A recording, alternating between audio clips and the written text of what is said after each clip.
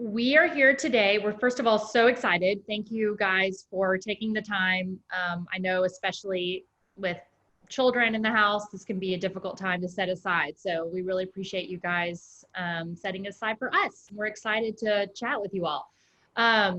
We're going to start by just talking about kind of high level with the toolkit and what we're doing here today. And then Kelly and I will share how we have used this information just on a very practical conversational level, how we approached our school, some roadblocks that we faced, and then we can open it up to Q&A and just hopefully be able to answer some of your questions. So we do not have all the answers.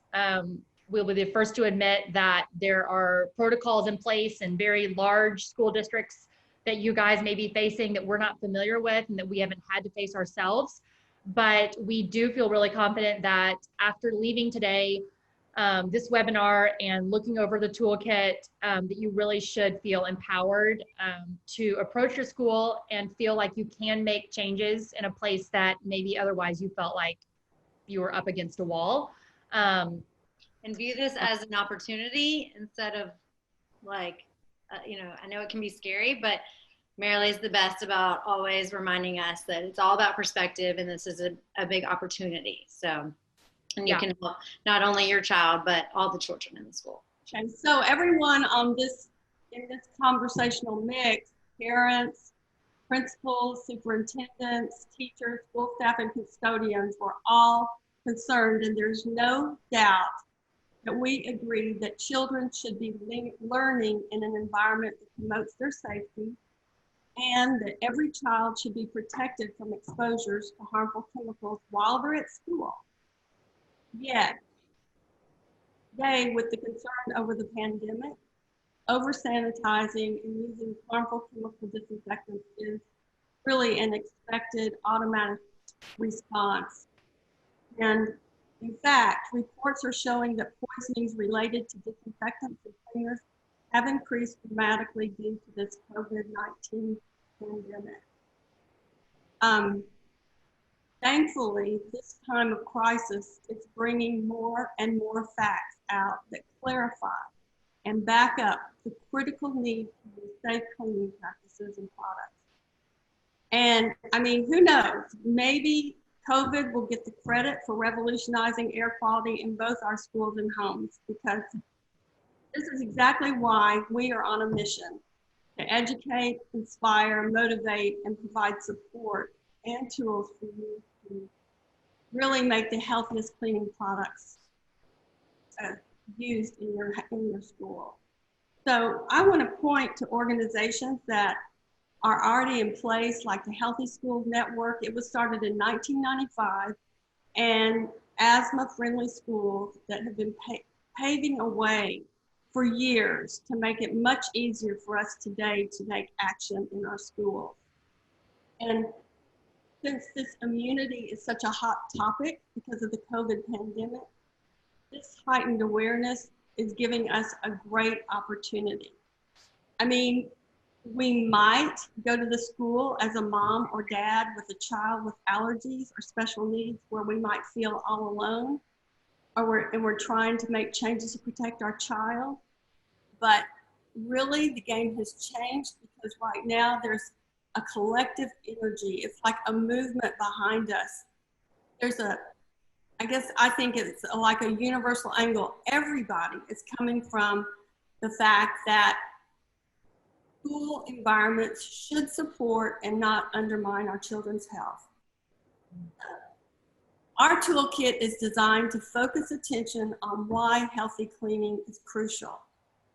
And it really provides a litany of scientific studies that have erupted since this COVID pandemic. And there's a few of the studies that I want to bring your attention to that each one of them could stand alone and substantiate how these products impact our children. And if we truly comprehend this, then we can be confident and motivated to share with the other parents and school officials. So the first one is that these cleaning products, they pollute the air in the classroom and impact our immune systems, making our children more vulnerable to catching coronavirus and other contagious disease. On that point alone, that should be enough to motivate schools to make changes. Yeah. They also impact our children's ability to perform. They can cause behavioral issues, inability to think clearly, headaches, and more. And these chemicals can distort who our kids really are and rob them of their potential. Oh my gosh, I have seen that so clearly. And that alone too is enough to make the change, to have a school want to make the change. These products can contribute to the development of chronic health problems like cancer and other degenerative diseases, and they can trigger respiratory issues like asthma. And asthma happens to be the leading cause of chronic disease-related absenteeism in schools. So we need to get these products out of the schools. Another point is that they disrupt and reduce diversity in our intestinal microbiome, which is actually the seat of our immune system. So this creates not only vulnerability to contagious illness, but also it can contribute to the development of serious chronic conditions. And that supports the terrain theory over the germ theory. And we can talk more about that later, and you can read about that in our toolkit. And finally, last, overuse and misuse of disinfectants, especially those with EPA registered pesticides. These can create germs that are superbugs, which are very dangerous, and they're also resistant to killing. So those are points of focus that we can use to communicate what these harmful chemicals can cause. But we also need to convey a clear solution, like a bright path forward, which is really as important as outlining the problem. So I want to tell you that everything we're going to say today and everything in our toolkit is meant to honor the CDC position on hand washing and the CDC two-step guideline for cleaning and disinfecting in schools. We want to show you that your school can follow these guidelines completely and use the CDC approved safer products as we've shared in our toolkit. So this brings us to the most salient point that the EPA as well as the CDC are now actively promoting, and I love this. This is from an EPA document titled Green Cleaning, Sanitizing, and Disinfecting, and I'm going to read it to you. It says, chemicals used to clean, sanitize, and disinfect to prevent illness in schools can have serious health effects, especially for children. Using safer products is imperative in our schools. Oh my gosh. There it is. This is what it says. I mean, they have a list of CDC approved disinfectants, and the EPA warns that most are not evaluated for safety. That's our job, the school's job at this time, to vet and choose. And the conclusion is that the CDC and the EPA are officially behind exactly what we're proposing in this toolkit. So that's really pretty exciting. If we come armed and we show this information, I mean, I think that there's a real chance that we can make changes. I think what you just said about, you know, showing them that the EPA and CDC are behind what we're saying is huge, because so many, just in talking to moms, so many school officials, they're so focused on all the other COVID measures that need to be put in place right now that they are just relying on the EPA list. But like one mom said, the principal sent her the list and said, we're going to be using one of these. And she opened it and there's like over 400 options. And so clearly the school principal is not going to take the time or know how to look through all those. The mom didn't know how to look through all those. So we are here to just advocate and say, hey, we've taken the time to figure out which ones are truly safe for the students. So with my daughter's school, Reed, she's only 3, about to turn 4, and it's a small Montessori school. She started when she was 2. So I totally fully recognize this is not everyone's scenario. A lot of people are up against bigger schools.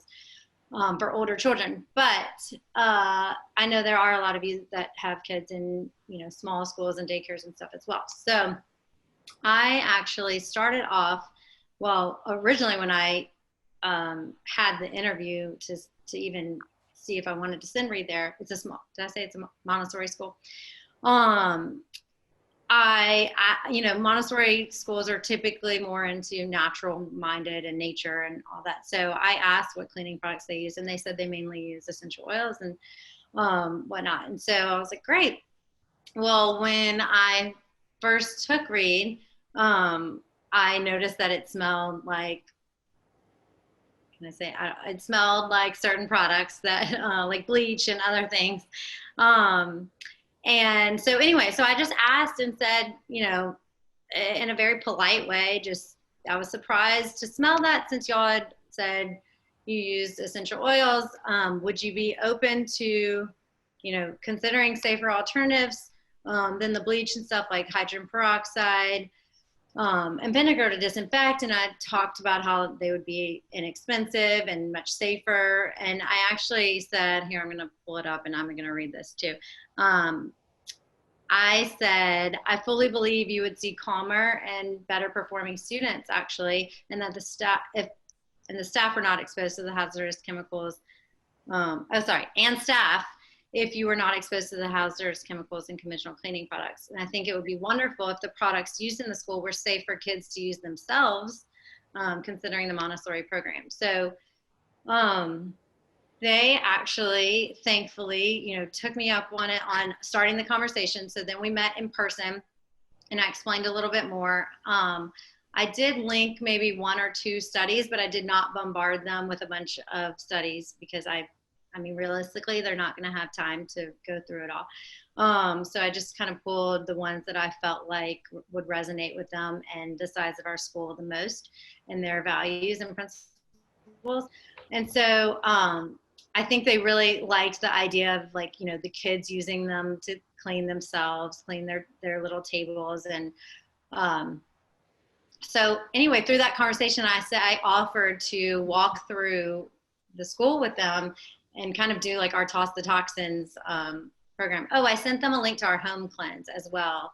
I think I said, P.S. if you find time, you may find our Branch Basics home cleanse videos and guides interesting and helpful. The PDFs contain links to studies and other notable information.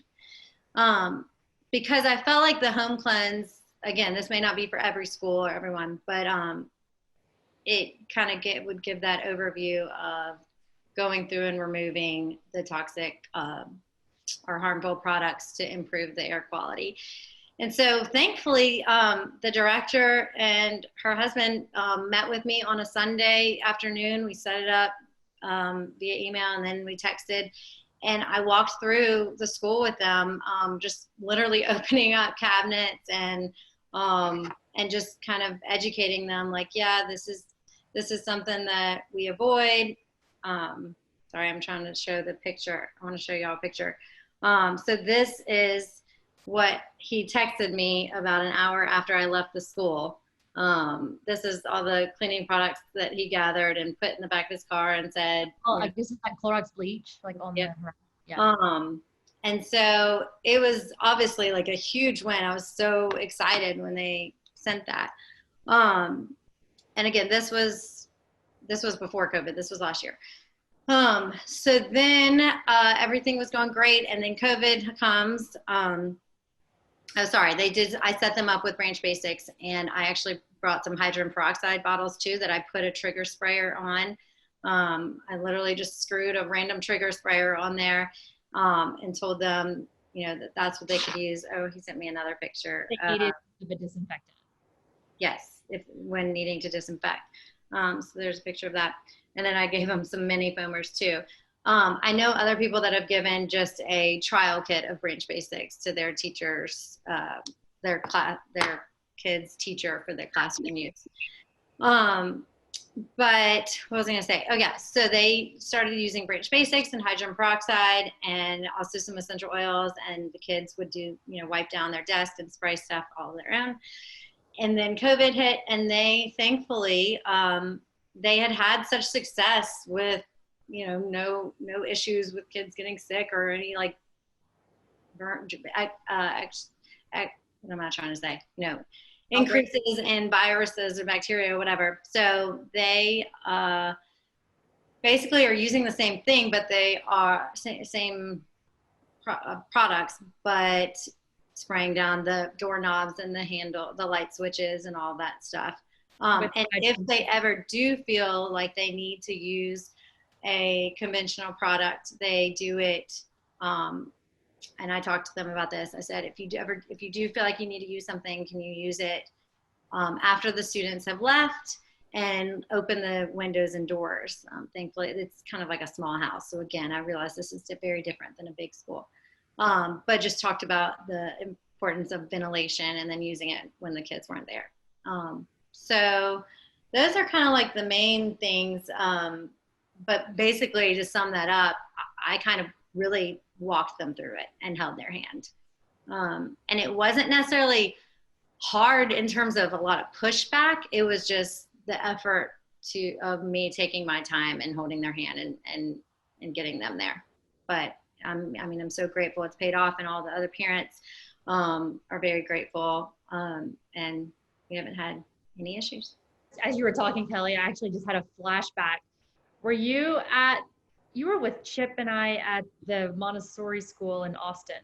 No, I didn't go with y'all. I remember y'all telling me about it. Okay. Yeah, so I had actually been asked to come educate the staff of 2 different schools, like pretty like prominent wait lists, like private Montessori schools in Austin and Houston, before I was even a mom.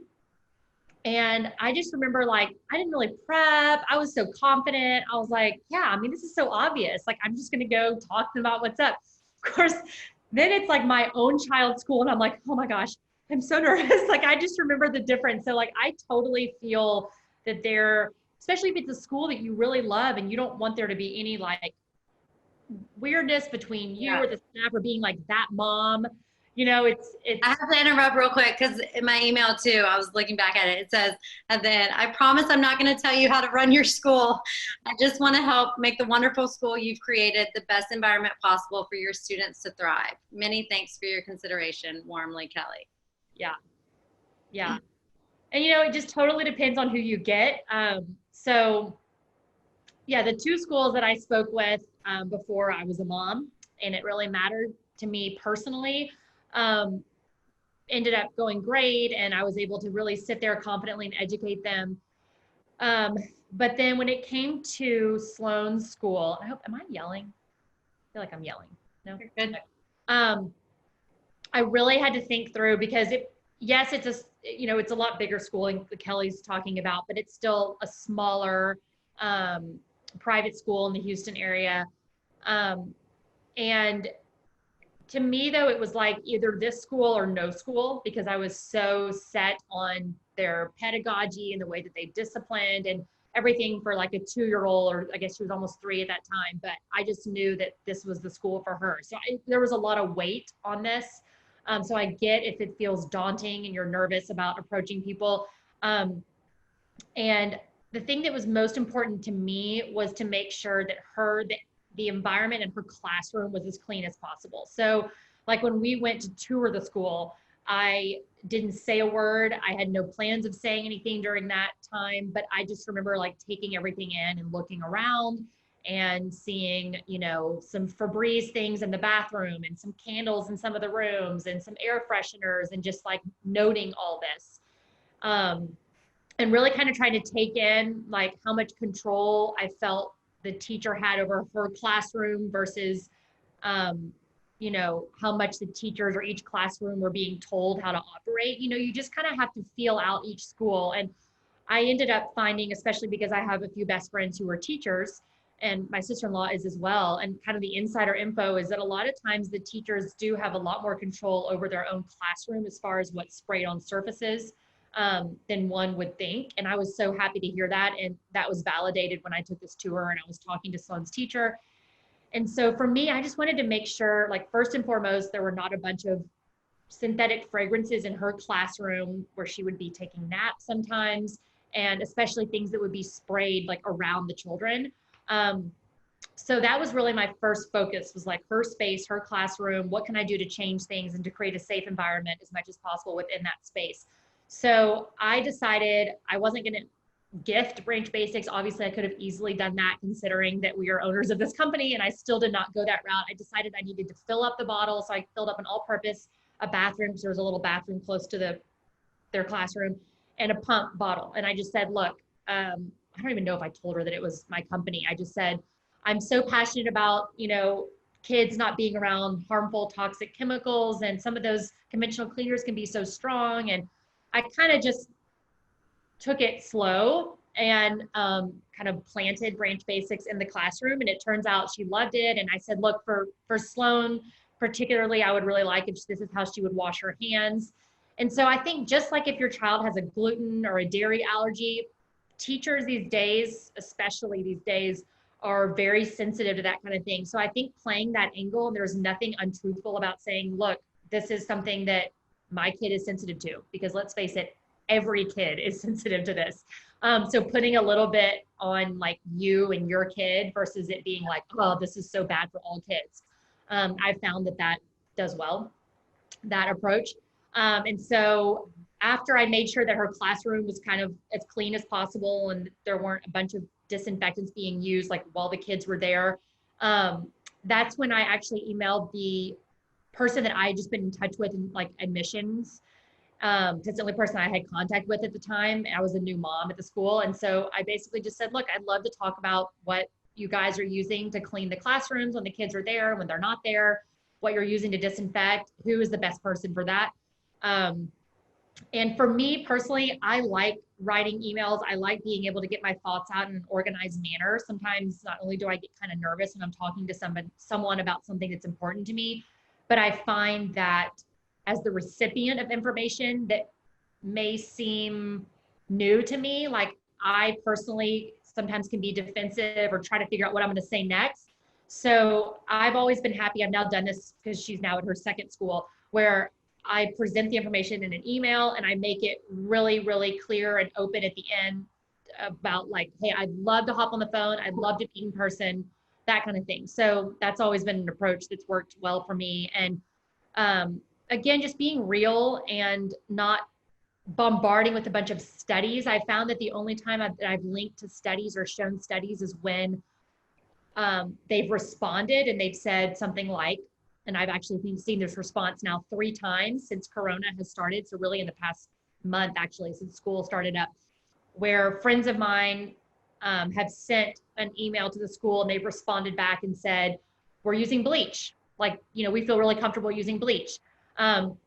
So that's where I would think, yes, this is an opportunity to send a study to show how bleach actually, even in small doses, can have potentially lasting effects on the developing brain and, on the child. But I'm not going to bombard with that, from the beginning. So I think, again, it changes with each school. And it's all about really, I think, approaching in a way that you're assuming everybody is doing everything that they think is best, because in the end, like, the reason that they're using the bleach is because they think that it's the best. They think that this is the way to best help and protect our children. And so far, I've probably seen around 10 responses, like where someone's forwarded me something or I have seen it myself, of the staff, and nobody has been, everybody's at least been appreciative and thankful for the information and willing to take some sort of next step versus a total shutdown. So that's just my experience. I think one of the things I realized that's harder right now too is because in terms of meeting in person or like starting the conversation, is because parents aren't typically right now allowed inside the schools. And so you're not really seeing up close and personal, like what products they're using. And you aren't having that face-to-face interaction where you're really getting to know your child's teacher and all that stuff, which, can make it harder. But again, I think if you start the email off and then try and get a meeting in person, that can be very helpful. Yeah. And I'll just say, I was talking to a mom whose kid is older and at a bigger school, and they have to like spray their desk down like every time the students change classes, I guess. And so I don't know, I was just thinking at least just maybe talk to them about, again, like if there's ways to not do it when the kids are in the classroom, and maybe to try and get like if there's no ventilation capabilities in terms of windows and doors, air purifiers are very popular right now. I know Allison has been in a position where the parents of the whole class came together and purchased an Austin air purifier for the classroom. The school that my daughter's at reads at, they actually, they purchased the air purifiers on their own. And then Marilee, you have to share the hack for the air purifier for ventilation. Really, really inexpensive. You just order a 20 by 20 box fan and then a 20 by 20 Filtrete filter. There's different kinds. Some are for particulates, some are for both particulates and VOCs. But you just turn the fan on, stick the filter on the back. And like the filter that you stick in your AC unit, right? Your return. 1 inch thick. And you just turn on the fan and it sticks to the back, the suction, and you've got yourself a great air purifier. And if you want to use it at home, you can use it in your bedroom at night, so you've got a little white noise too. And really. Yeah. So, I mean, I know it seems like silly to be like, can I bring you like a makeshift homemade air purifier? But I don't know. And you know, the thing is that some of the teachers may be sensitive or not necessarily want to use these products as well. I heard a story about, I guess at this school, the kids used to bring, and maybe this is still the case, that, you know, the kids all contribute to the cleaning supply stock by each bringing, you know, a box of wipes, a bottle of spray, something. And this girl's daughter called and asked to go home one day because she felt bad. She had a headache and stomach ache. And then she got home and the mom's like, wait, what? You're like totally fine.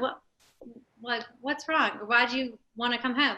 She was like, oh, they used like pina colada scented disinfectant sprayers and it made my stomach hurt and my head hurt and I had to get out of there. And so the mom ended up talking to the teacher and the teacher was like, oh yeah, it was so strong. Like I can't be around that. I mean, it made me feel bad too. Like, don't worry, we're not going to use that again. So sometimes, you know, it may not seem as, you're protecting the staff and the teachers too, or helping them. The reason I was actually called in to a school that I went to a while ago is because the staff was getting sick. So it is, yeah. I mean, it's crazy. 1 in 13 children are asthmatic, which is nuts. And I mean, to think that bleach is not only something that, I say bleach because that is the go-to, you know, it's cheap, it's quick, it can get the job done. But not only can it, you know, instigate asthma, it can actually cause asthma. And I think that that is definitely something that, as like the older population than children, like the staff is something that's they're very open to listening to, like respiratory things that are causing the respiratory system. And what Kelly said earlier is really, really important. That child actually did make the connection why she felt so bad. Most kids don't know why they can't concentrate, why they can't, why they're getting mad and they're upset, or maybe they just feel bad.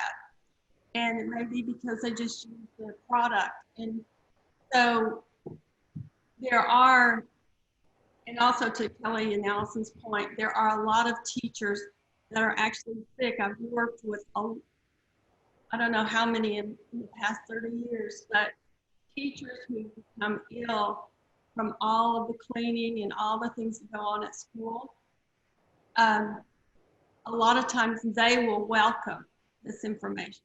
Yeah. It's, you know, you're liberating the teacher, you're liberating the kids in the class. Kids in the class that don't know the reason they can't concentrate is because of the cleaning products. The kids in the room who are unruly. Now, I was going to mention, how I got into this, and this was cleaning products were one of the eye openers for me after my son was chemically injured. I would bring home products that had non-toxic on the label. And this was before the internet. This was before cell phones. This was a long time ago. But we did have non-toxic products. So I had cleaned my house up and I'd bring home these products. And lo and behold, my son he might have a horrible headache, a blinding headache, or he might become very hyperactive when I use something, or he might become just almost comatose. I mean, the whole gamut of symptoms. And I started realizing, oh my gosh, he's reacting to some particular ingredient. And that's where I started studying, what is it in these products that is, bothering him? And so, you could have 5 people in a room and you'll have 5 different responses to an exposure. One person doesn't notice a thing. They're so fortunate. They've got a strong system. Another person might just feel kind of blah. Some kids get nosebleeds, some kids get headaches, some kids, just the whole gamut.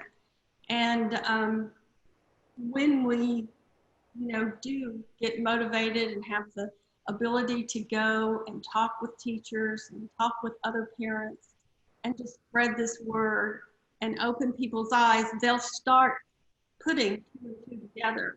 I'll go, oh, I was feeling fine before we started disinfecting the desk. The teacher might even think that.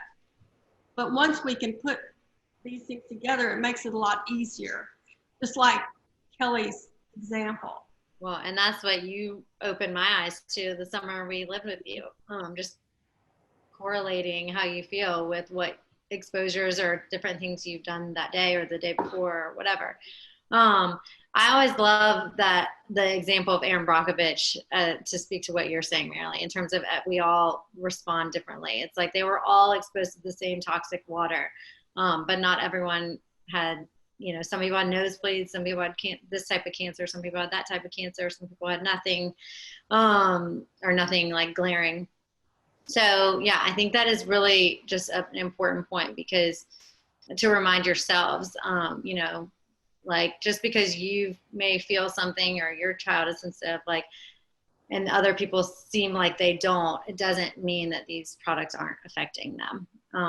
And just to what we're saying in terms of the teachers may be responsive and stuff. I think what I want y'all to take away from that is just I know it can seem like a lot to get this going with the school, but in the end, I think you're going to find that it's not as weird as you might feel like it is before you get the conversation started.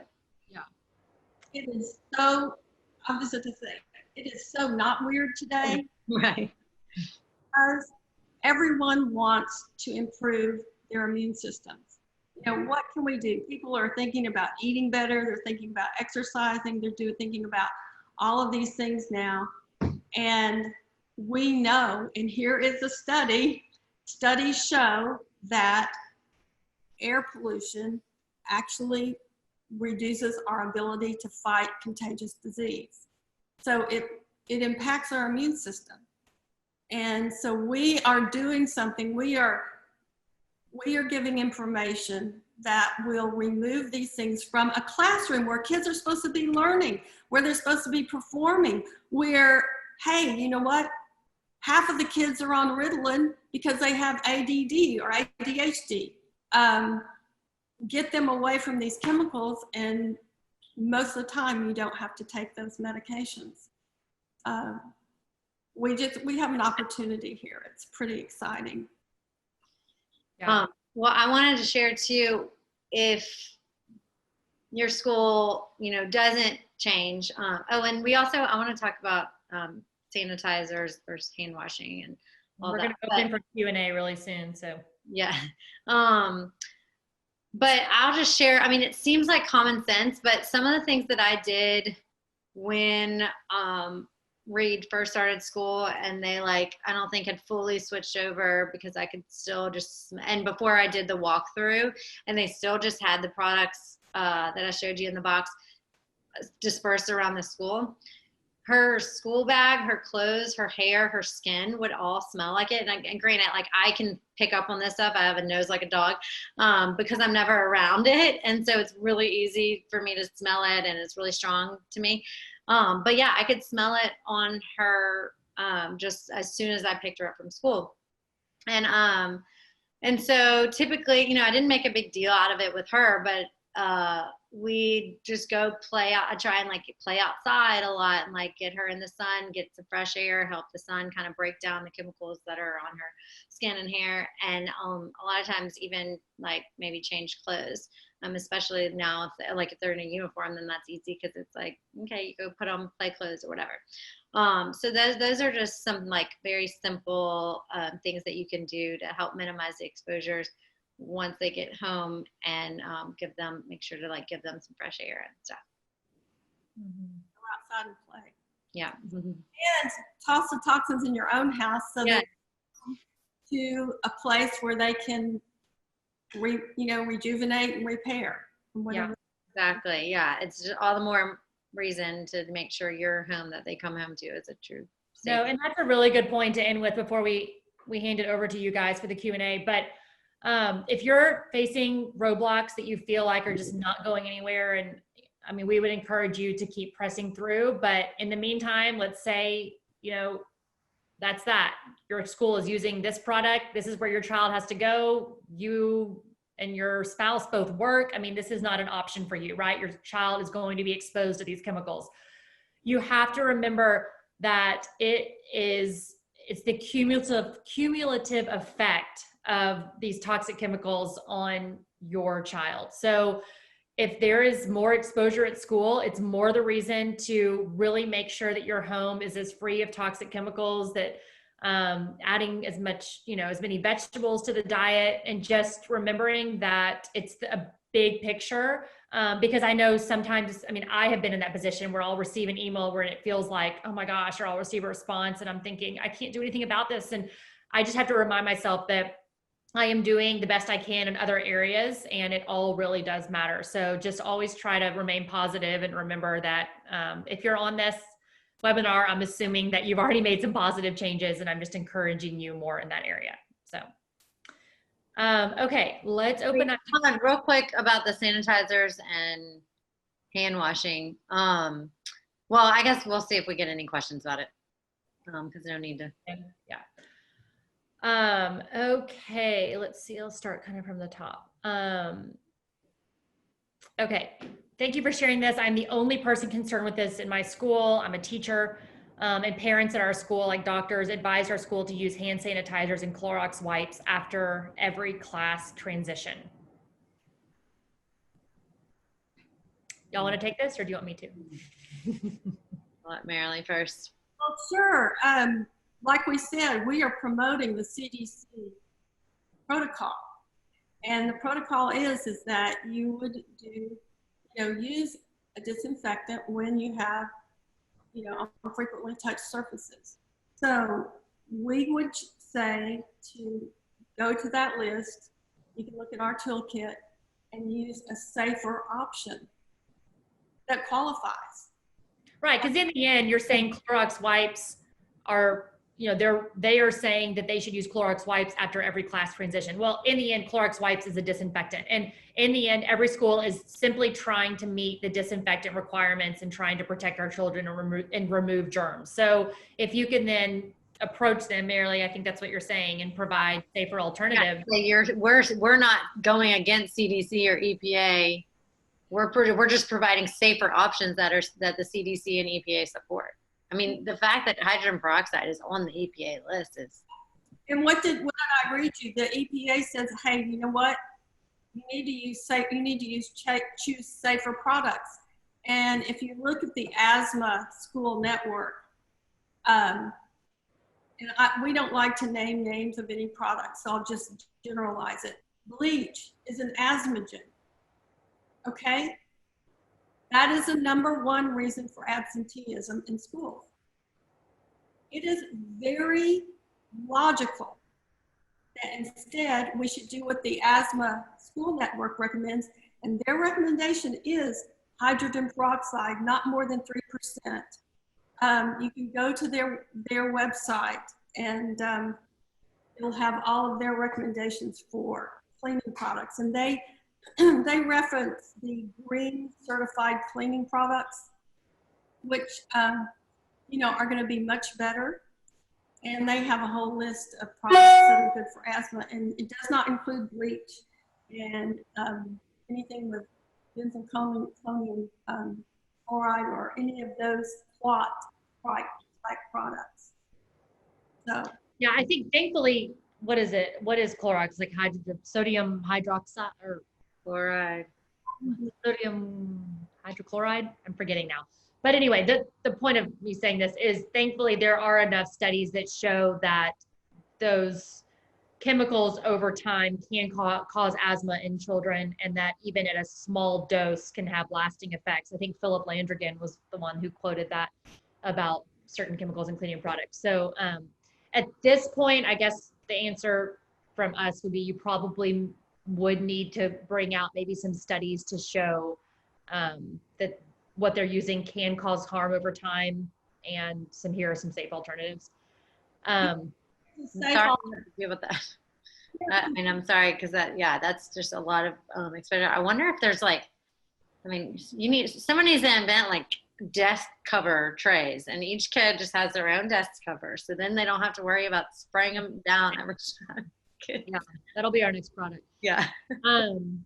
Has anyone had any luck convincing a Head Start school of using natural cleaning products, especially since they have to follow so many state and federal protocols? Again, I just have to go back to this.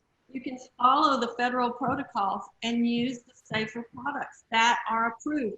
If you look at the list, there's a bunch. There's like 400 products in that list, and what, 10 or so are safer? Well, I wouldn't want to say that. I certainly haven't looked through them all, but there are plenty of good options. And so it's not telling them to do something that is not in line with the CDC or any kind of a requirement. I just have to share with this, because I should have shared this before, but with Sloan's new school that I had this conversation with their school, I think in late July, because we just moved. This is the exact response I received. Look, it's Corona. Thank you so much. We're so appreciative of, what you're doing and what, how you're trying to help the school. But in the end, like, we really have to follow these guidelines. So here I am. It's the first time I've actually spent a lot of time looking through this list of approved products, and literally my heart is like racing. I'm like, please have something good. And sure enough, there was. I was actually on the phone with Marilee, and I was like, help me.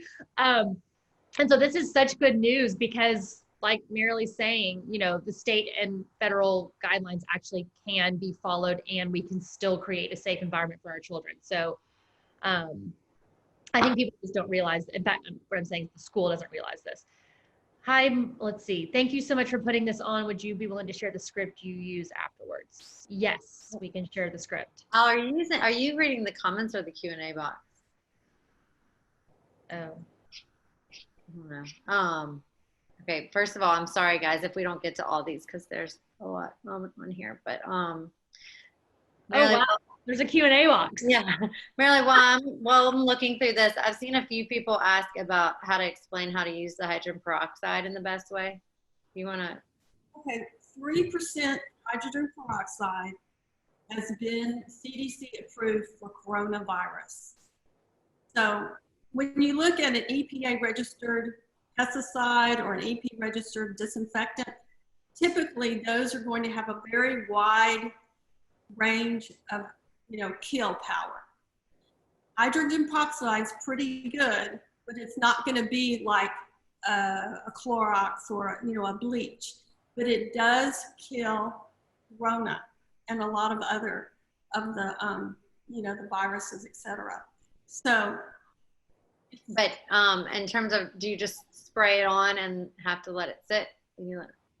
Right? heals very quickly. Now that's a point that, you know, the CDC has a two-step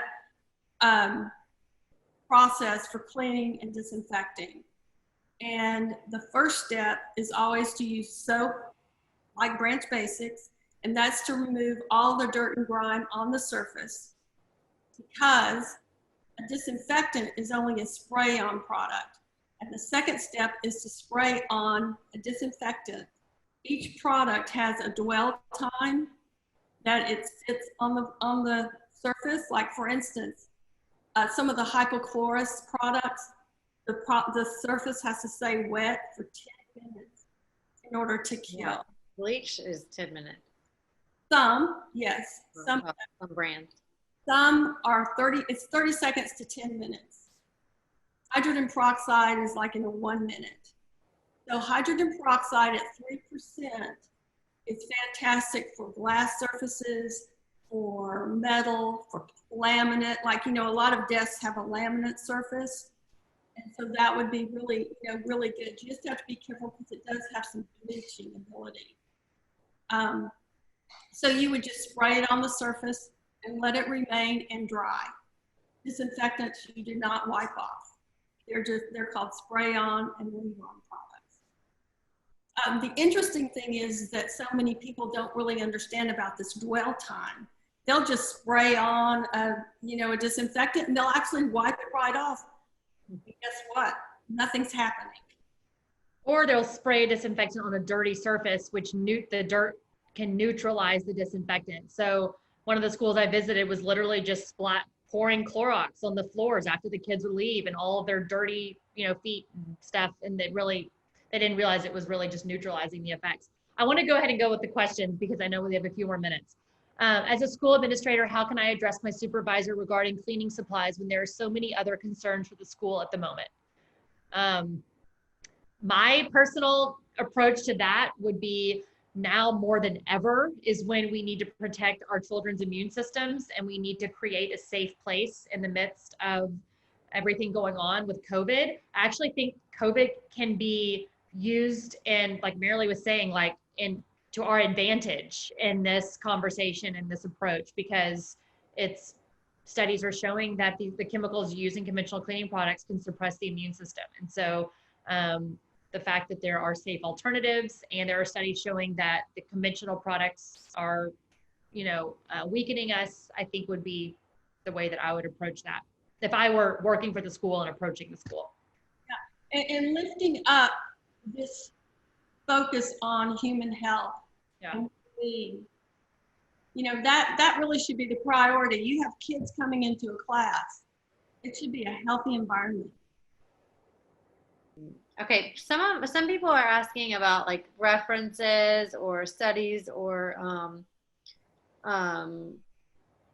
references within CDC guidelines, and I just want to encourage y'all to look through our toolkit, because we do have and if you don't see what you're looking for once you look through the toolkit, feel free to reach out to us. Like, we're here to help y'all, to support you, but go ahead and look through that toolkit, through the resources.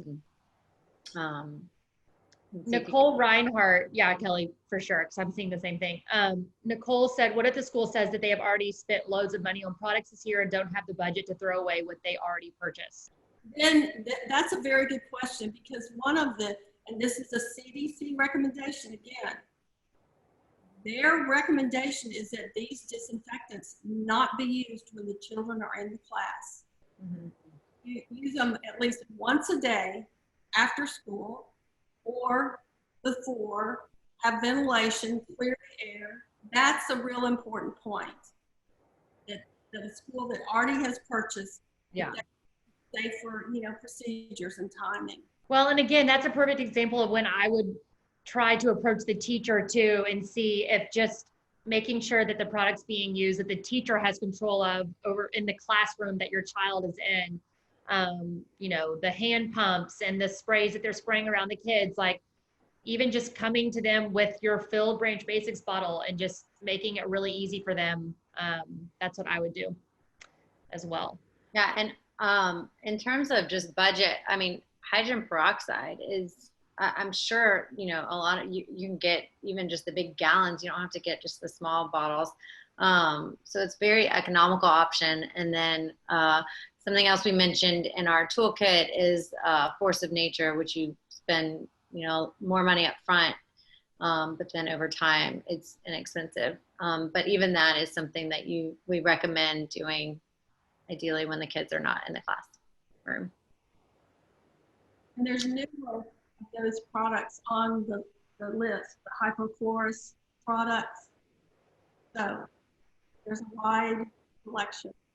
And I mean, also just, sorry if y'all said this and I'm repeating, but I know we've mentioned, not using it when the kids are there, but if they did want to use I don't know, maybe do like a hybrid, like until they run out of the stock of the more conventional stuff that's not as safe, that's what they use like at night or whatever. But then at least when the kids are in the room, they use when they're spraying down the desk, when kids are switching classes, that's when they could use the hydroperoxide. So at least you're not telling them all the other ones go to waste. Yeah. But you can get the safer ones in at least while the kids are there in the stuff. Mm-hmm. Some schools are actually even using microfibers, which if you get a good one, they remove 99.99% of germs, just like wetting them and wiping. If you put a little hydrogen peroxide on it, Yeah, that'd be great for desks. About proportions, but when we say hydrogen peroxide, we're just talking about straight 3% hydrogen peroxide. Yeah. But if you look at the CDC list of approved products, there's a lot of products on there that are approved that have hydrogen peroxide as their primary disinfectant. And a lot of those are ones that are approved by the asthma school group. Yeah. Jocelyn Espinosa says, I've referenced your blog and references describing removing versus killing / disinfecting. That makes so much sense to me, but I still interact with colleagues who want to kill the virus. Do you have other thoughts on how we can address this? I think reminding those people that are all about killing versus removing that it is, in a sense, kind of burning down the barn to kill the rats, because it's not just killing the virus, but it is wiping out our microbiome, and that lowers our immune system. And then I think that is a key phrase here, immune system. That is like the target word of the year, right? I mean, if everyone can get on board with one thing in 2020, it's that we're trying to strengthen our immune systems. So I feel like that's a really heavy hitter phrase.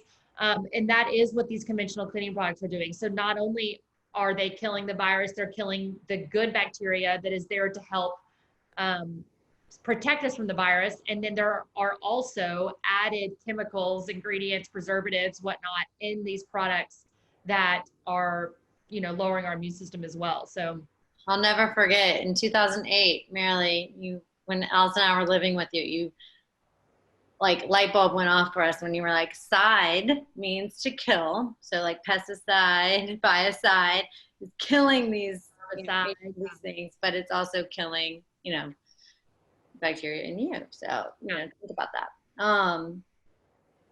Yeah, I think that's a great point. And the CDC, the CDC backs this up as well. They say, look, in light of the superbugs that are being created, this resistance that our guts, our surfaces are building up in response to these conventional cleaners, in light of this, we are recommending removal versus killing. So again, we have, that behind us. Marilee, have you heard of this?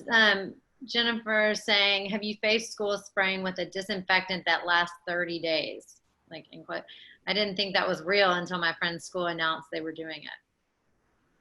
I would sure find out what that is. Yeah, the active ingredients, the inactive. It's obviously some sort of pesticide. Yeah, I think one of the biggest things that you're just going to have to you might have to stay on the school staff is just finding out what they're using. Yeah.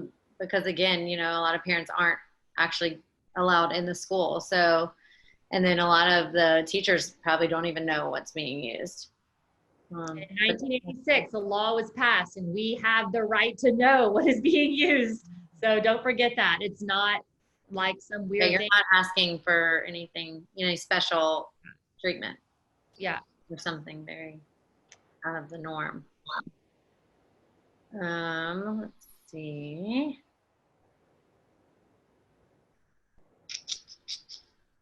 Oh, do you see any other ones that we feel like we haven't really? Do you have any idea if an area like a cafeteria would have differing guidelines in terms of products that are food grade?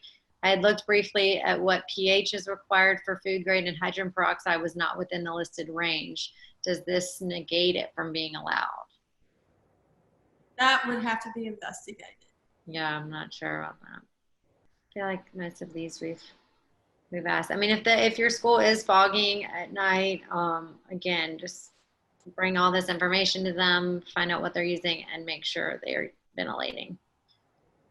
And we actually have some IPM, integrated pest management information and the links on the toolkit.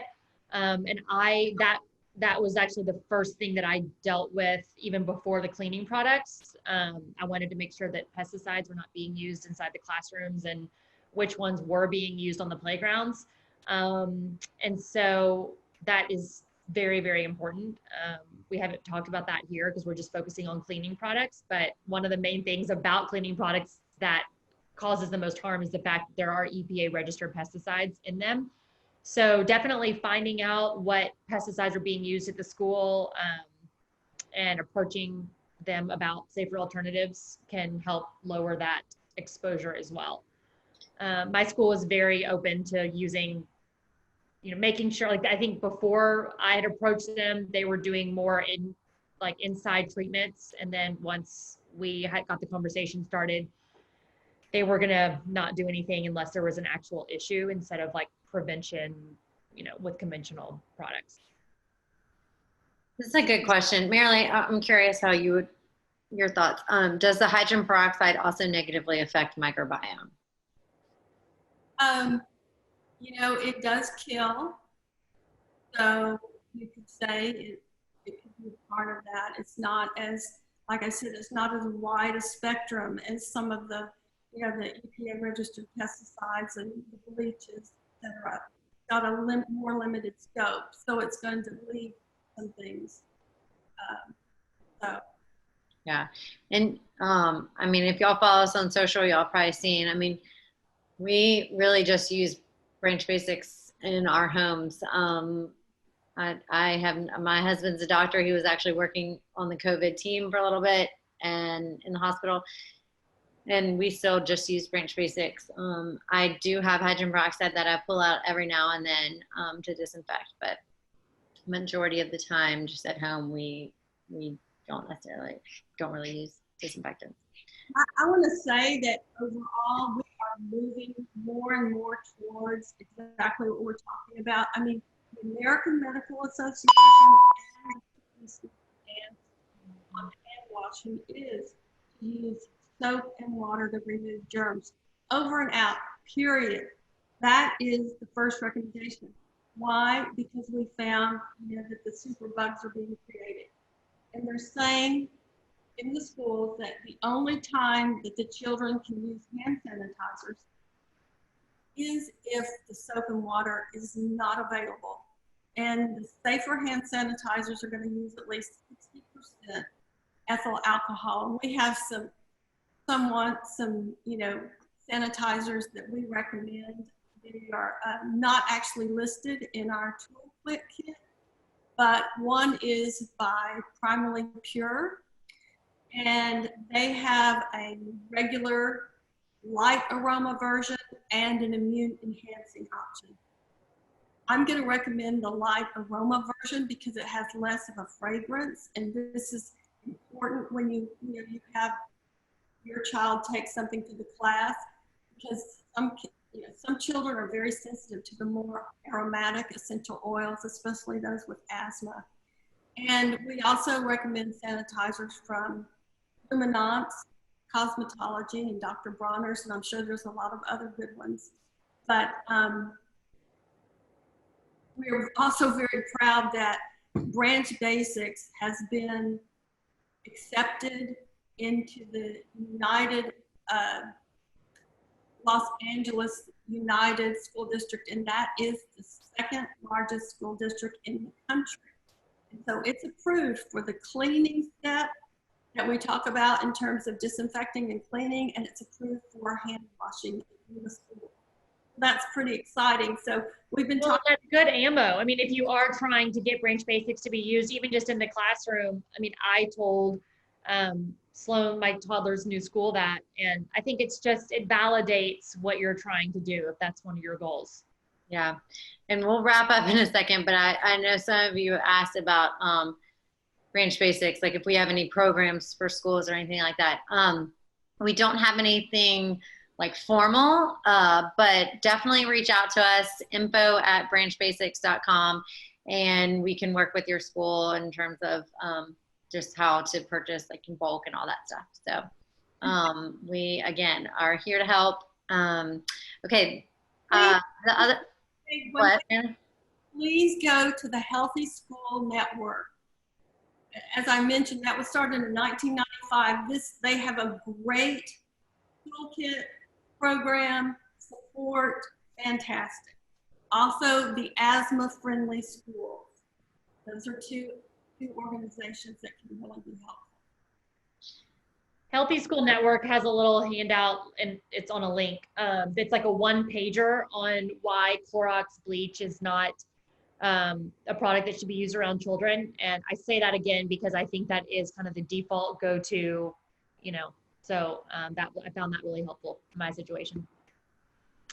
Okay, before we wrap up, I know we said we were going to announce the 5 teacher giveaway winners, but I'm thinking we're just going to have to post this on social because the names like have numbers in between them and they're really hard to read. Y'all wouldn't even understand them. So it's like Mish 11 EMT, Jen Butler 14, I'll just say them actually, 1468 in case any of you are on here and want to know.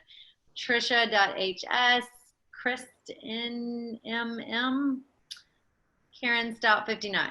So we'll put those on our social media, but I know we said we would announce them on here. So, all right, guys, thank y'all for taking the time to, you know, talk about this, learn. We obviously are really passionate about this, and so it makes us so happy to know that y'all care and that y'all want to take the time to learn about this and make change happen. You can do it, I promise. It might take a while, but all of your faces. I know. I wish we could see everyone too.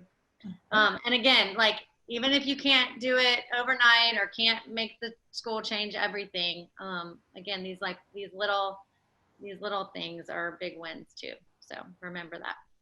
Yeah. All right. Bye, guys. You'll have a good evening.